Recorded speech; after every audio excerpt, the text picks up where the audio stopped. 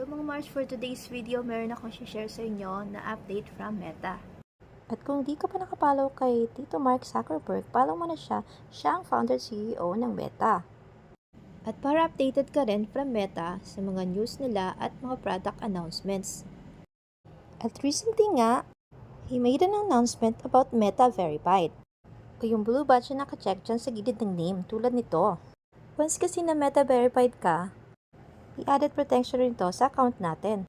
At may iiwasan yung mga nanggagaya ng names natin or mga impersonator. Kailangan din dito full name na, bawal na mga aliases, nicknames, or yung mga gumagamit ng mga symbols sa mga names nila. It is a monthly subscription nga pala. Kailangan lang dito ng government ID to verify and submit the form completely. And then you're good to go.